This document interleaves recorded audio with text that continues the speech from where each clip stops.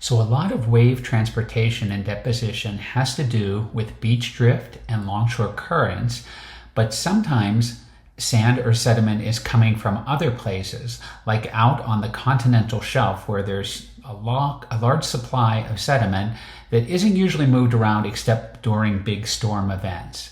But when these big storm events occur, what can happen, and think like a hurricane here, is a bunch of sand can get pushed from the continental shelf up and form these long linear barrier islands, such as Padre Island National Seashore here in Texas, that then gets reformed by the waves, so it has a nice straight front that's facing the ocean, and the part behind it is more irregular, and then there's protected water behind it, some kind of bay or something like that, or lagoon or something like that. There's examples of this throughout the United States, including the Outer Banks of North Carolina, Miami Beach, the Fire Island right off of Long Island, New York, all examples of barrier islands.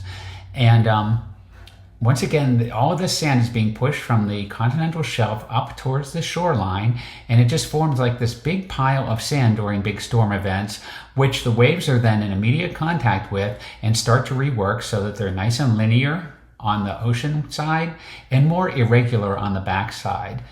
Behind the barrier island, there can be some sort of shallow lagoon or bay type area.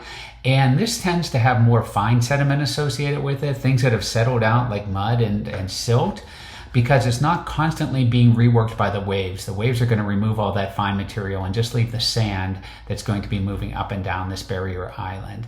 But behind it, and there are inlets, this does drain in and out, but the area, it's going to be finer sediments, and it's going to be a more irregular type of outline here, as opposed to the nice linear beach that's going to be on the ocean side of these barrier islands. And this just shows one example of a barrier island. This is Fire Island off of Long Island, New York. And in this case here, there are restrictions against, what sort of building can go on the island. There's no highways or roads along the Fire Island, but in other places such as Miami or the Outer Banks of North Carolina, they are more developed. So that can really put this area at risk, because essentially these barrier islands act like a bumper. When big storm events come in, they first hit the barrier island.